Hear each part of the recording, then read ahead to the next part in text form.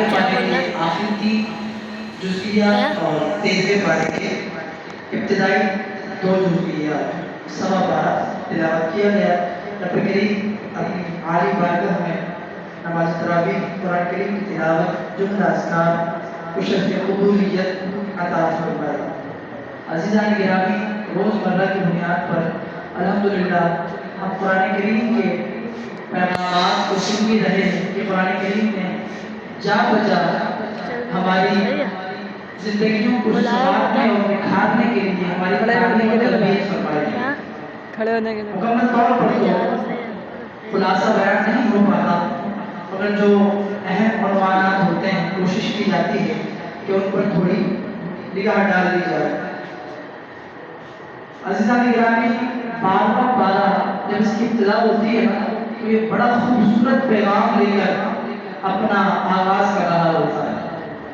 آج کل ریس لگی پڑی ہے، دوڑ لگی پڑی ہے، میں اس سے جیت جاؤں، میرا اس کے ساتھ کمپٹیشن ہے، میرے ہونے چاہیے، میں اپنا مالی طور پر اتنا ٹارگیٹ اچیو کرنا چاہتا ہوں۔ تو دنیا کو کمانے کی لالچ کی حرص میں انسان نے دوڑ لگائی ہوئی ہے۔ کسی کہنے والے نے ایک خوبصورت بات کہی، فرمایا کہ اللہ تبارک و تعالیٰ نے رزق کا وعدہ کیا ہے۔ یہ بڑی قابل غور بات ہے۔ رزق کا وعدہ کیا ہے، رزق کا ذمہ لیا ہے، اسی لیے 12 اپنی جب ابتدا کرتا ہے تو یہ اعلان کر رہا ہوتا ہے وَمَا مِن دَابَّةٍ فِي الْأَرْضِ إِلَّا عَلَى اللَّهِ رِزْقُهَا۔ فرمایا کہ زمین پر چلنے والوں میں سے کوئی ایسا نہیں کہ جس کا رزق اللہ کے ذمہ کرم پر نہ ہو۔ یعنی اللہ تبارک و تعالیٰ نے ہر ایک کی روزی کا ذمہ لیا ہے۔ اللہ تبارک و تعالیٰ ہر ایک کو رزق دینے والا ہے، دیتا ہے اور وہ دے گا۔ لیکن افسوس کے ساتھ وعدہ حق ہو چکا، اس کے باوجود ہم کیا کرنے میں لگے ہوئے ہیں؟ ریس میں لگے ہوئے ہیں، کسی طرح رزق کمانا ہے۔ ارے بھائی، اللہ کریم نے قرآن پاک میں کہ جس کا پیغام قیامت تک تازہ رہنے والا ہے فرما دیا کہ میں رزق کا ضامن ہوں، دوں گا بھی۔ لیکن بندہ خدا کیا کرتا ہے؟ رزق کی فکر کرتا رہتا ہے۔ تو کسی کہنے والے نے کیا خوبصورت بات کہی کہ رزق کا وعدہ اللہ نے کیا ہے، بندہ اپنی نامری کی وجہ سے اللہ پر توکل نہ کر کے رزق کی فکر میں لگا ہوا ہے، اور خدا کی قسم مغفرت کے وعدہ میرے رب نے نہیں کیا۔ یہ تھوڑی گہرائی والی بات ہے، اگر سمجھیں مغفرت کا وعدہ میرے رب نے نہیں کیا، اور انسانوں نے اپنی زندگیوں کو گناہوں سے لبریز کر دی ہے۔ اگر قیامت کے روز رب کی بارگاہ میں کتاب کا معاملہ ہو گیا تو مجھے بتائیے کیا ہوگا؟ کیونکہ رزق کا ذمہ تو رب نے لیا ہے، وعدہ کیا ہے، وہ دے گا اور دے رہا ہے۔ ارے توبہ کرتے جاؤ، اگر غلطی ہو جائے، گناہ ہو جائے تو فوراً رب کی بارگاہ میں جھک جاؤ، کیونکہ علماء فرماتے ہیں کہ حسین گناہگار وہ ہے۔ اب آپ سوچیں گے کہ کیسی بات، گناہگار بھی بڑا حسین ہوتا ہے؟ تو فرمایا ہاں، گناہگار بھی حسین ہوتا ہے۔ کون سا گناہگار؟ ایسا گناہگار کہ جب گناہ ہو جائے فوراً اپنے مالک کی بارگاہ میں سجدے میں گر جائے، یا اللہ بندہ ہوں، کمزور ہوں، گناہ ہو گیا ہے لیکن شرمندہ ہوں۔ اور حضور فرماتے ہیں الندامۃ توبہ، دل میں ندامت پیدا ہوئی توبہ ہے، یعنی سمجھ لیں آدھی توبہ ہو گئی۔ جب بھی غلطی ہو جائے اللہ تعالیٰ کی بارگاہ میں معافی طلب کیجیے، فوراً معافی مانگے، کیونکہ جب بھی گناہ ہو جائے تو واجب ہوتا ہے کہ فوراً توبہ کی جائے۔ یہ اصول ہے کہ جب گناہ ہو جائے تو لازم ہے کہ فوراً توبہ کی جائے۔ تو رزق کی بات ہو رہی تھی، رزق سے ابتدا ہوئی اور پھر 12واں پارہ اپنے حسن و جمال کے ساتھ آگے بڑھتا گیا۔ پھر آگے 12ویں پارے میں اپنے مقام پر چمکتی دمکتی سورہ یوسف ہماری طرح طرح کے عنوانات پر، ہر نہج پر تعلیم و تربیت فرما دی ہے۔ حضرت یوسف علیہ السلام کی زندگی یقین کریں اگر کوئی پڑھے گا تو ایسا جذبہ بیدار ہوتا ہے اور ایسا پر توکل مضبوط ہوتا ہے کہ حضرت یوسف علیہ السلام اللہ تبارک و تعالیٰ کے ایسے اولوالعزم پیغمبر تھے کہ رب کریم نے بڑی امتیازی خوبصورتی اور حسن و جمال سے نوازا۔ یعنی آپ کی خوبصورتی کا عالم یہ تھا کہ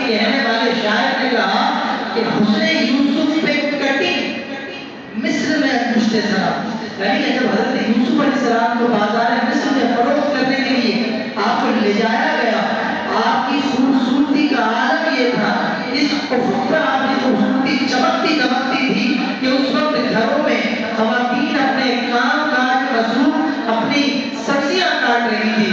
حضرت یوسف علیہ السلام کا وہ رب تعالیٰ کا خاص عطا کرتا حسن اتنا خوبصورت تھا کہ ان کی نگاہ جب حضرت یوسف علیہ السلام کے چہرے زیبا پر پڑی تو فرماتے ہیں کہ ان کے حسن میں اتنی مہک ہو گئی، اتنی کھو گئی کہ انہیں معلوم نہ ہوا کہ انہوں نے سبزیوں کے ساتھ اپنی انگلیاں بھی کاٹ ڈالی۔ یہ حضرت یوسف علیہ السلام کے حسن اور جمال کا کمال تھا، لیکن رب کریم نے آزمائش ڈالی تو پھر ایسا آزمایا کہ خدا کی قسم سوچنے والے کے رونگٹے کھڑے ہو جائیں۔ جی ہاں، اپنے ہی بھائیوں نے مختصراً جو ہے وہ ٹچ دے کر آگے بڑھنے کی کوشش ہے، اپنے ہی بھائیوں نے، کیونکہ حضرت یوسف علیہ السلام حضرت یعقوب علیہ السلام کے فرزند اعلیٰ تھے، تو اپنے ہی بھائیوں نے آپ علیہ السلام کو کنویں میں پھینک دیا، کنویں میں ڈال دیا۔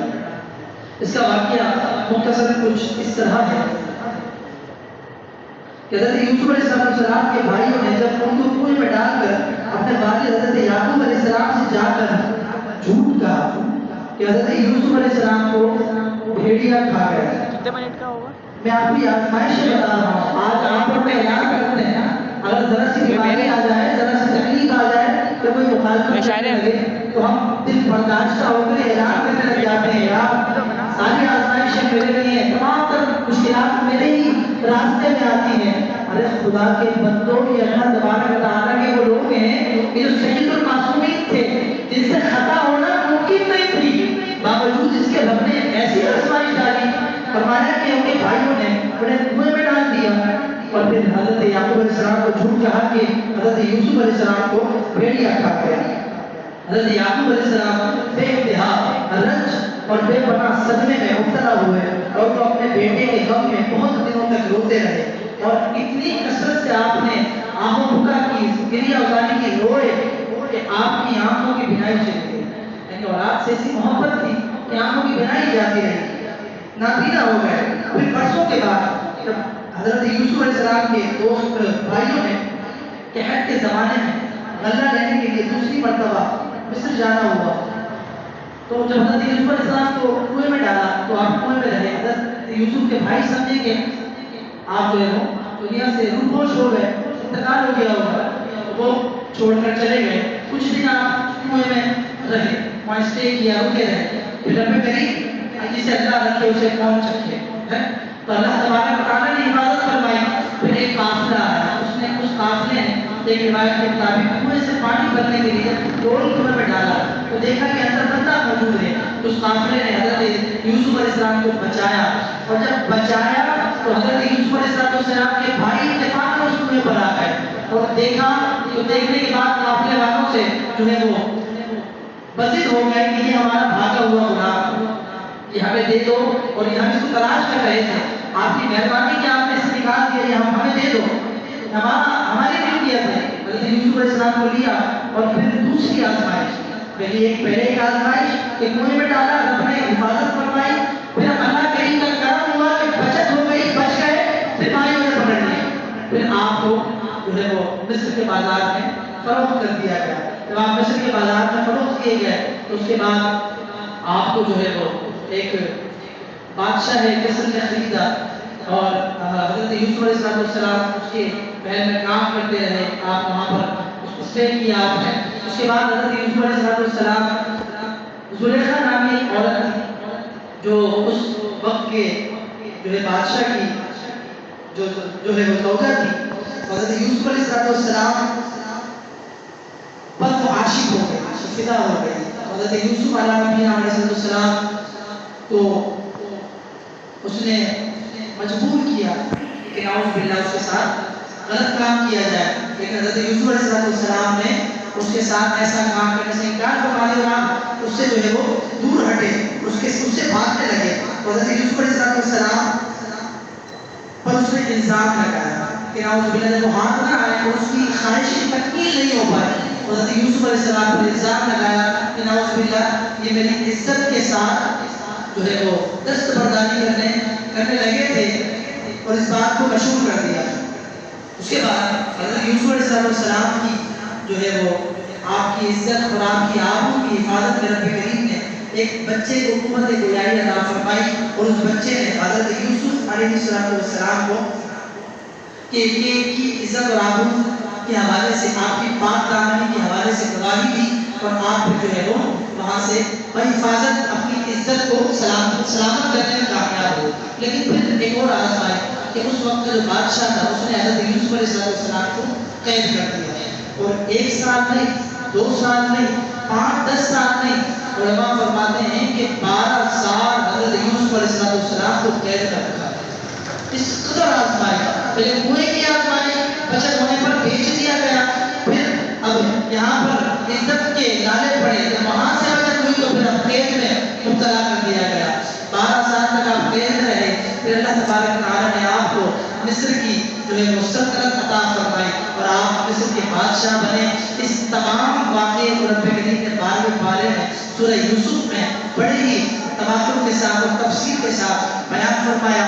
ضرور اس سورت کا مطالعہ کریں اور اپنے ایمان کو تازہ کریں، اور سیکھنے کو اس سے یہ ملتا ہے کہ جب بھی کبھی کوئی آزمائش آئے، تو خدا کے بندوں صرف خدا سے بندوں سے کہنے سے کوئی فائدہ نہیں مل رہا، اور نہ ہی کوئی کریڈٹ دینے والا ہے۔ اگر کریڈٹ دینے والی ذات ہے تو وہ فقط رکھتی ہے۔ علماء کرام تو یہاں تک فرماتے ہیں کہ اگر کوئی بیمار ہو اور عرصے سے بیمار ہو، میں آپ کو ناشکری بتا رہا ہوں کیونکہ کسی کے سامنے اپنی آزمائشوں کا ڈنڈورا پیٹنا یہ ناشکری کی علامت ہے۔ فرمایا کہ کوئی عرصے سے بیمار ہو اور اس کے بعد وہ اپنی بیماری کسی کے سامنے اس طرح ظاہر کرے کہ یار بڑا علاج کروایا، صحتیابی نہیں ملتی، علماء فرماتے ہیں یہی ناشکری ہے کہ اس نے رب تعالیٰ کی ذات سے امید چھوڑ دی، اور اس کے بعد نا امید ہو کر اللہ کے بندوں سے شفا کرتا ہے۔ فرمایا کہ یہ بھی نا امیدی ہے کہ وہ اپنے علاج کے درست اور فائدہ مند نہ ہونے کا شفا کرے۔ تو جب بھی اللہ تبارک تعالیٰ کی طرف سے کوئی آزمائش آئے، اپنے آپ کو خوش نصیب سمجھیں، یہ رب کا شکر، رب کی عطا ہے، رب کا کرم ہے کہ رب تعالیٰ نے مجھے اس قابل سمجھا کہ کم سے کم میں اپنے رب کی رحمت کو یاد کو۔ علماء فرماتے ہیں کہ جس بندے کو کوئی تکلیف نہیں پہنچتی نا، جس بندے کو کوئی دکھ نہیں پہنچتا، تو وہ اللہ کی بارگاہ میں گر جائے، توبہ کرے، گزارشات کرے کہ یا اللہ کہ تو مجھ سے ناراض تو نہیں ہو گیا۔ کیونکہ فرماتے ہیں کہ جب اللہ تعالیٰ کسی کو یاد رکھتا ہے نا تو اسے طرح طرح کی آزمائشوں میں مبتلا کر دیتا ہے۔ تو آزمائشیں زندگی کو نکھارتی ہیں، حسین بناتی ہے زندگی کو، انسان کا توکل مضبوط ہوتا ہے، اس کا شکر کا پیمانہ مضبوط ہوتا ہے۔ پھر بعد قوم عاد کا ذکر ہوا، قوم ثمود کا ذکر ہوا، اصحاب مدین کا ذکر ہوا۔ قوم عاد کے بارے میں مختصر تفصیل سماعت کیجیے۔ قوم عاد یہ ایک ایسی قوم تھی کہ جس کو رب تعالیٰ نے بڑا کچھ عطا فرمایا، اتنی طاقتیں عطا فرمائی تھی کہ ان کی طاقتوں کا عالم یہ تھا کہ انہیں کبھی بھی کوئی بیماری نہ لگی، اتنی شدت کے ساتھ ان کے پاس قوت تھی کہ کوئی بھی بیماری پر اثر نہ کر پاتی، اور بڑے حسین و جمیل، بڑے قد آور، بڑے طاقتور تھے، اور ان کی طاقت کا اندازہ اس طرح لگائیے کہ ابھی بھی وہ مقامات موجود ہیں، آپ کو انٹرنیٹ پر اس کی ویڈیوز مل جائیں گی کہ جہاں قوم عاد آباد تھی، پہاڑوں کو، بڑے بڑے پہاڑوں کو کاٹ کاٹ کر، تراش تراش کر اپنے ہاتھوں سے انہوں نے عمارتیں تعمیر کی۔ اس وقت کوئی کرینے نہ ہوا کرتی تھی، کوئی مشینریاں نہیں ہوا کرتی تھی، ہیوی وہیکل وغیرہ نہیں ہوا کرتے تھے، لیکن انہیں اتنی طاقت رب نے عطا فرمائی ہوئی تھی کہ یہ اپنے ہاتھوں سے تراش تراش کر پہاڑوں میں عمارتیں تعمیر کیا کرتے تھے۔ کون سی چیزیں لیٹ ہوئی؟ تکبر۔ کیا لیٹ ہوا؟ تکبر۔ انہوں نے اپنی طاقت پر جو کہ رب تعالیٰ کی عطا کی ہوئی، وہ چاہے تو دے چاہے تو چھین لے، ایک لمحے میں فقیر کو بادشاہ اور بادشاہ کو فقیر کر دے، وہ یہ بھول گئے تھے۔ انہوں نے اپنی طاقت پر فخر کیا، غرور کیا، اور اس وقت کے نبی علیہ السلام، حضرت ہود علیہ السلام کی جو ہے وہ تبلیغ دین کو ٹھکرا دیا اور آپ کی نافرمانی کی۔ آپ نے بڑا سمجھایا، بڑا جو ہے وہ کوشش کی کہ ان کو راہ راست پر آئیں، لیکن بہرحال وہ نہ آ سکے، تو اللہ تعالیٰ نے ان پر عذاب کا وعدہ حق فرمایا، اور حضرت ہود علیہ السلام کو پیغام دیا کہ آپ رات ہونے کے بعد یہاں سے چلے جائیں۔ تو اس وقت جب عذاب آنے لگا تھا، اس سے قبل قحط سالی کا اس جگہ جہاں یہ آباد تھی قوم، وہاں بڑا قحط کا حالت تھا، اناج نہیں تھا اور بارش نہیں ہو رہی تھی، بڑے پریشان تھے لوگ۔ تو اللہ تعالیٰ نے کیا کیا، ایک بادل بھیجا اور وہ بادل بڑا ہی گھنا اور بلیک بادل کہ جو ابر آلود بادل کی علامت ہے۔ تو بادل آیا، لوگوں نے دیکھا کہ بادل آ رہا ہے، تو لوگ بڑے خوش ہوئے کہ بارش ہو جائے گی اور ہماری تمام پریشانیاں دور ہو جائیں گی۔ تو لوگ اسی طرف لگ گئے اور خوش ہونے لگے۔ ان میں سے کچھ لوگ تھے، وہ لوگ تھوڑے سے کنفیوز ہوئے کہ اچانک بغیر موسم کے ایک بادل کے ٹکڑے کا آ جانا یقیناً کسی بڑے پیغام کے علامت ہو سکتا ہے، یقیناً کوئی بڑا پیغام ملنے والا ہے، ہمیں سمجھ جانا چاہیے۔ تو انہوں نے سمجھایا کہ اس ابر آلود بادل کے نیچے نہ جانا، ہو سکتا ہے جو خطرہ ہو۔ اس قوم نے ان لوگوں کو دھتکار دیا، کہا کہ نہیں، کوئی ایسی بات نہیں ہے، اتنا ٹائم ہو گیا، اتنا وقت ہو گیا، بارش نہیں ہوتی، اب جب بارش ہونے لگی ہے تم ابھی بھی جو ہے وہ اپنے اس پر راضی نہیں ہوتے ہو، ناشکری کرتے ہو۔ تو وہ اس بادل کے نیچے وہ بادل ایک جگہ آ کر ٹھہر گئے۔ تو وہ بادل جہاں ٹھہرا تمام قوم والے اس کے نیچے جمع ہو گئے۔ اب اللہ تعالیٰ کا کرنا دیکھیے، اللہ تعالیٰ کا وعدہ حق ہو چکا تھا، اللہ تعالیٰ نے انہیں عذاب دینا تھا۔ علماء فرماتے ہیں، مفسرین لکھتے ہیں کہ اس بادل کے نیچے ہوا چلی، ٹھنڈی ٹھنڈی میٹھی میٹھی ہوا چلی اور تھوڑی تھوڑی سی بارش بھی ہونے لگی۔ وہ لوگ خوش ہو گئے، وہاں بارش کا سما بن گیا۔ فرماتے ہیں کہ وہ ہوا چلتے چلتے چلتے تیز ہوتی گئی اور اتنی تیز اور اتنی شدید ہو گئی کہ پھر اس ہوا کی کیفیت یہ تھی، اس کی تیزی کا عالم یہ تھا کہ وہ قوم عاد کہ جو اپنی طاقت اور اپنی قوت میں ایسے جو ہے وہ قوی تھے کہ پہاڑوں کو اپنے ہاتھوں سے کاٹ دیا کرتے تھے، اس رب تعالیٰ کے عذاب الہی والی ہوا نے ان قد آور جسموں کو اٹھا کر اچھال کر فضا میں بلند کر دیا اور وہ فضا میں بلند ہوئے اور نہ جانے کی طرح دور جا کر گرے۔ رب تعالیٰ کے اس عذاب والی ہوا نے ان کے جسموں کو پھاڑ کر رکھ دیا۔ اور مفسرین فرماتے ہیں کہ جب یہ عذاب ختم ہوا تو ان کی لاشیں زمین پر اس طرح بکھری ہوئی تھی جیسے کھجور کے درخت بکھرے ہوئے ہوتے ہیں، اس طرح جس طرح کھجور کے درخت بکھرے پڑے ہوں، اس طرح تعالیٰ نے ان کی لاشوں کو بکھیر دیا، ان کو ذلیل کیا، ان کو عذاب میں مبتلا کیا۔ اور پھر رب کریم کا وعدہ حق اور سچ ہوا۔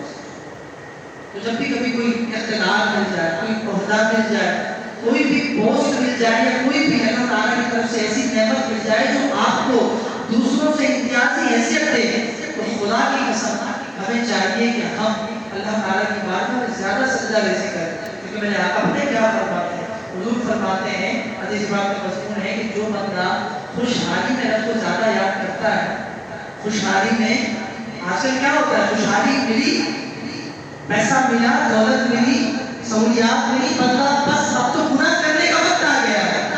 عید پہ کیا ہوتا ہے، عید کی رات کیا ہوتا ہے، جس رات کو رب کریم نے رمضان کی راتوں کے برابر جہنمی عذاب کر رہے ہیں، اس رات میں کیا ہوتا ہے، جہنمی والے کام ہو رہے ہوتے ہیں۔ یہ ہمارا ایک اعلان ہوتا ہے کہ بھائی نعمت مل گئی ہے، مطلب یہ ہے کہ گناہ کرنے کی اجازت بھی مل گئی ہے۔ فرماتے ہیں میرے آقا کہ اگر خوشحالی میں رب کو زیادہ یاد کرو گے نا، جس نے خوشحالی میں اپنے رب کو زیادہ یاد کیا ہے، اس نے بدحالی میں اپنے قریب اپنے رب کو زیادہ پایا ہے۔ یعنی خوشحالی میں رب کو زیادہ یاد کرو، وہ بدحالی جب آئے گی نا تو تمہارا رب تمہارے زیادہ قریب ہوگا۔ تو جب بھی کوئی اقتدار مل جائے فوراً رب کا شکر ادا کرے، یا اللہ میں اس قابل نہیں تھا، ڈریں، خدا کی قسم ڈریں، یا اللہ میں نہیں تھا اس قابل، تو نے دیا ہے، یقیناً تیرا کرم ہے، تیری عطا ہے، ورنہ میں اس قابل نہیں۔ تو کو امید ہے انشاءاللہ بچت ہو جائے گی۔